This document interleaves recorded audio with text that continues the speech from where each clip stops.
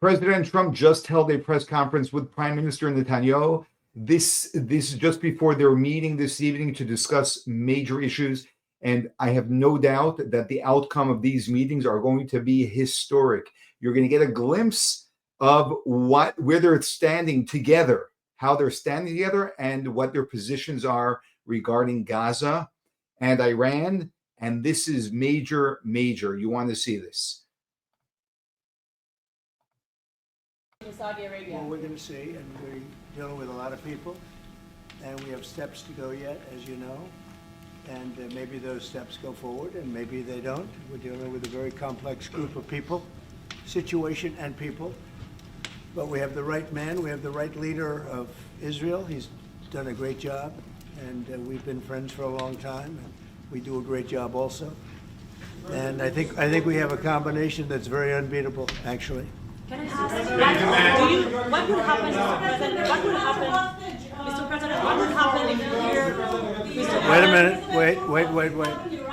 Where is that person? Where's that person coming from? Come on, go. Mr. President, what would happen if you'll hear from the Israeli side today that they're not willing to go through with the deal to get all the hostages back home and finish the war? We'll see what happens. Whatever happens, we'll be prepared to handle the situation. Are the Saudis demanding a Palestinian deal, state? Mr. President? No. Are the Saudis demanding a Palestinian state? No, they're not. No. Are they demanding a path towards a Palestinian state or any other recognition Everybody's of that demanding one thing. You know what it is? Peace. We want peace. We want people to stop being killed. But everybody's demanding one thing. Very simple, peace. And he wants peace also. Mr. President, do you think it's politically possible in Israel to get this deal done until the end? To get the deal done? Yeah. Sure. I mean, is it politically Why wouldn't a deal get done? A deal can get done. We'll see what happens. We're dealing with very complicated people. But a deal can absolutely get done. President, Israeli strike on Iran. We'll see what happens. President Trump, I work for Prime Minister Netanyahu. We have heard Joe Biden and Donald Trump take credit for the hostage and ceasefire deal. Who do you think deserves more credit? I think President Trump added great force and powerful leadership to this effort. I appreciate it. He sent a very good emissary. He's helped it along. And, I'll just tell you, I'm happy that they're here. And I'm sure the President is happy that they're here. And I would think that's about enough. Prime Minister, what about Elizabeth Surkov, the Israeli hostage held in Iraq? What about the Israeli press taking a press conference in Israel and not in Washington? We would love to take a press conference to interview you, Prime Minister Netanyahu. A few more questions. Prime Minister Netanyahu, do you support going forward with this deal and getting all the hostages out? I support getting all the hostages out and meeting all our war goals that include destroying Hamas's military and governing capabilities and making sure that Gaza never poses a threat to Israel again. Are you willing? All three. Are you willing And to those agree? Are you things willing can to go agree? together? Are you willing Can you to agree promise to the Trump's families vision that you to do bring all the everything hostages I and think- hostages out? Wait, I think wait. that I should One at a talk to time. President One at a time. Trump, So okay? I'll ask, do you agree with Trump's vision of getting all the hostages back home, even if it means to end the war? Well, I'm not sure that you articulate correctly what the President's vision is. You can ask, he can speak for himself. He does that very, very well. I have my own views, 3 goals, not 1, not 2, 3 goals, and I will meet all 3 goals. I think the President can help enormously. He brings fresh thinking. Any address to the Fresh fact thinking. that terrorists who murdered hundreds of people who listed their home as the part of the deal? It's a horrible thing. We can't forget it. I'll never forget it, and you can't forget it. And some people want to put it out of their memory, but we're not going to ever let that happen. It was a horrible day, October 7th. That was a horrible period of time. And a lot of people like to pretend it didn't happen. It happened. It's a big group of people that like to pretend it didn't happen, like the Holocaust didn't happen. Same mindset. No, we're going to get this thing wrapped up, and we're going to get it done. We're also dealing, I think, very successfully with Russia, Ukraine. We're going to hopefully get that one done at some point in the not too distant future. That's a complex problem also, but we solve problems. We'll You know, when I left, we had no problem. There was no Ukraine and Russia fighting. There was no October 7th. There was nothing. And some very poor leadership led to a lot of problems and a lot of death. And it's a shame, but we'll put it out. We'll put out the fires. We have a lot of fires, but we'll put them out. Mr. President, why do you still support a Palestinian state like the peace plan you presented in January 2020? Is this plan still on the table? Well, a lot of plans change with time, and a lot of death has occurred since I left and now came back. This death occurred not while I was here, but while somebody else was here.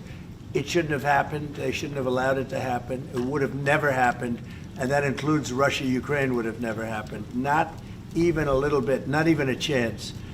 But now we are faced with a situation that's different, in some ways better and in some ways worse. But we're faced with a very complex and difficult situation, but we'll solve the problem. Mr. President, did you refugees get from Gaza, out of Gaza? If not Jordan, Egypt, what other countries you think might accept Palestinians from Gaza? Well, I think Jordan and Egypt will. I know they've spoken about it with you, and they say they're not going to accept. I say they will. But I think other countries will accept also. I think that Gaza maybe is a demolition site right now. If you look at Gaza, it's all, I mean, there's hardly a building standing, and the ones that are going to collapse. You can't live in Gaza right now, and I think we need another location. I think it should be a location that's going to make people happy. You look over the decades, it's all death in Gaza. This has been happening for years. It's all death. If we can get a beautiful area to resettle people permanently in nice homes and where they can be happy and not be shot, not be killed, not be knifed to death like what's happening in Gaza. And right now you have in Gaza a very dangerous situation in terms of explosives all over the place, in terms of tunnels that nobody knows who's in the tunnel. The whole thing is a mess. And I think that if we can resettle, and I believe we can do it in areas where the leaders currently say no. I mean, I've been saying that with Mexico, having to do with the border and all of the things, and you saw what happened, 10,000 soldiers, and they're going to do a good job. I really believe that, and I believe Canada's going to do a good job also. And they said the same thing, and then they did something much different than what you were hearing. This is a very, very difficult situation, but we're going to get it solved. I don't think people should be going back to Gaza. I think that Gaza has been very unlucky for them. They've lived like hell. They lived like you're living in hell. Gaza is not a place for people to be living. And the only reason they want to go back, and I believe this strongly, is because they have no alternative. What's the alternative? Go where? There's no other alternative. If they had an alternative, they'd much rather not go back to Gaza and live in a beautiful alternative that's safe. Mr. President,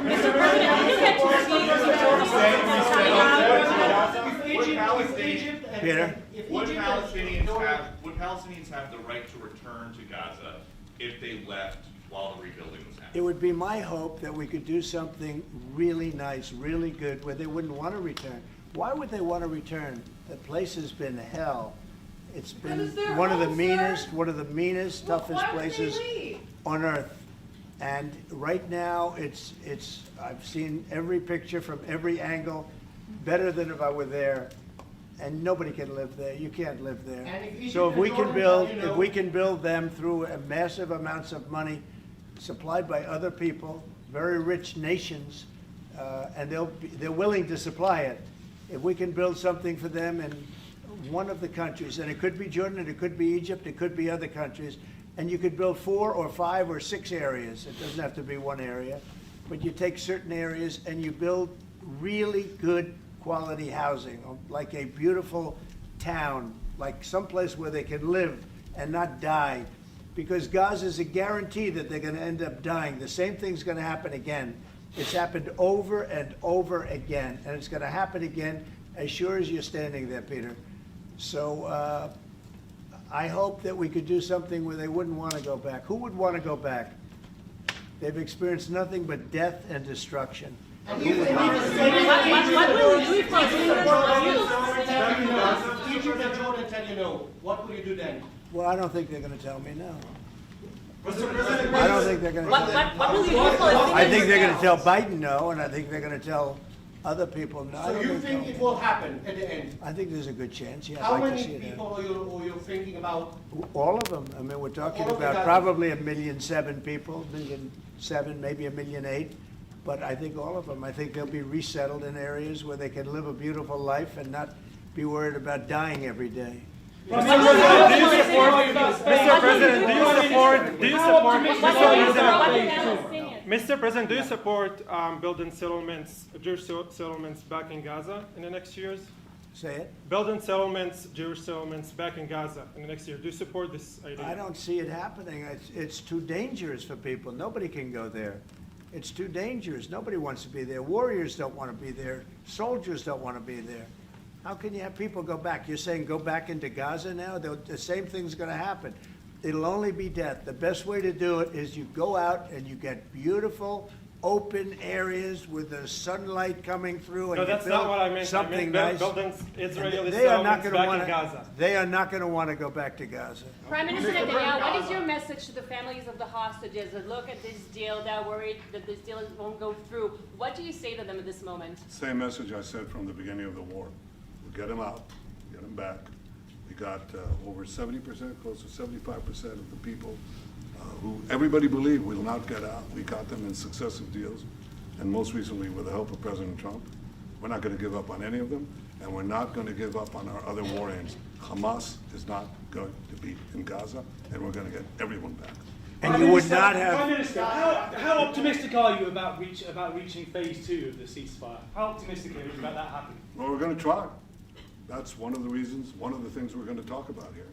And Is it possible if we, you know, when Israel and the United States work together, and President Trump and I work together, you know, the chances go up a lot. It's when we don't work together, Israel and the United States don't work together, that creates problems. When the other side sees daylight between us, and occasionally in the last few years, to put it mildly, they saw daylight, then it's more difficult. When we cooperate, Isn't it the right chances time are to good. hit once and for all? Say it. Now that Iran is so weak, isn't it the right time to hit their nuclear facilities once and for all? So you say Iran is so weak. I appreciate you saying that. They're not weak. They're very strong right now, and we're not going to allow them to have a nuclear weapon. It's very simple. You know, I signed a very strong proclamation. Iran was in big trouble when I left. They were broke. They didn't have money for Hamas. They didn't have any money for Hezbollah. You had no problem. October 7th could have never happened. When I left, October 7th could have never happened. And frankly, Russia and Ukraine, as I said, could never have happened. They became very strong very fast. They sold massive amounts of oil to China and everybody else who would not buy the oil when I was president, because we said, don't buy the oil. And they became very rich very quickly. But they're not weak. They're not weak. They're strong. Doesn't mean they won't be weak. But you know what? We just don't want them to have a nuclear weapon. They can't have a nuclear The weapon. Prime Minister, sorry, Mr. President, the Prime Minister wants you to strike Iran. That's what he wants. You don't know what he wants. What do you know about anything? Go ahead. But is that option on the table? Yes, please. President Trump, is that option on the table? You're not just talking about Jordan and Egypt. No, could be other places too. So in the Gulf. There are many people that have reached out, many countries, many leaders of countries that have reached out that would like to participate in that. Doesn't have to be Jordan and Egypt, but I think it would be also them. Mr. President, your relationship with Mr. Netanyahu knew ups and downs. How do you describe it right No, now? I think it's mostly ups. Mr. President, what about the Palestinian Authority? Should it rule Gaza? Because Gaza will be empty? What? The Palestinian Authority, can it rule Gaza? What do you think? Well, it's had a pretty hard time, wouldn't you say? I'd say it's had a pretty bad time of it. Mr. President, Qatar has, you've criticized them in the past as a funder of terrorism, so as the Prime Minister. Do you think they're part of the solution or part of a problem moving forward? I think they're trying to help. Qatar Yep. is absolutely trying to help. I know them very well, and they're doing everything they can. Very tough situation, but they are absolutely trying to help. Will you Okay, visit Israel? thank you very much, President? everybody. This is very fascinating. There are some very fascinating things that happened over here. First of all, it was a major statement that Prime Minister Netanyahu threw in, where really he was comparing the past administration in their relationship with Israel and the improvement now that with Trump's very strong support of Israel, by stating that when there's daylight between Israel and America, there are problems. When there's no daylight, meaning that Israel and America are working tightly side by side, and he was implying that that's what's going on right now. And the president said it's a complex situation, and there are complex people. And that's a very diplomatic way of saying that these are the challenges here. It's not just the situation, it's actually the people who are complex over here. But he emphasized we have the right leader in Israel, and we are a combination. We have a combination that is very unbeatable. Those were his words. The confidence that he brings to the table is very important because, as we've seen just in the last few days in foreign affairs, that confidence and that conviction has gotten world leaders to change their minds very, very quickly. The prime minister repeated, and it's very important that he does, we have 3 war goals, and we will not back down from one of them. Hamas will not go back and govern Gaza. They will not have any military power. And of course, we're still committed to all of the hostages coming back home. And he acknowledges that President Trump brings fresh thinking. And clearly, if you've just watched what he's done in his first 14 days, first 2 weeks in office, you can see that his approach is a completely different approach than possibly any other president has taken. The president said, we solve problems. Yes, there are many, many problems. That's what we do here. We solve problems. Will Jordan and Egypt accept Gazans? The president says they will. And then he also adds other locations may as well. It doesn't need to be specifically Jordan and Egypt, although he says that Jordan and Egypt, he expects to participate in this, and it could be multiple areas. And interestingly, he commented that Iran is weak. Iran is not weak. They're strong. That's what President Trump said. However, we will make them weak once again because we really want one thing, that they don't have nuclear power. There are a lot of very powerful comments here. The most significant thing is seeing the disposition of Prime Minister Netanyahu, the smile on his face. He knows he's in an environment of friends where they will be able to achieve extraordinary things that Israel has not been able to do to date. That means from the founding of the state to date, there has never been a president, I don't believe, that has embraced Israel and has been willing to do courageous things that need to be done. Of course, now we have history and hindsight to guide the president in being very clear that certain things will never, ever work.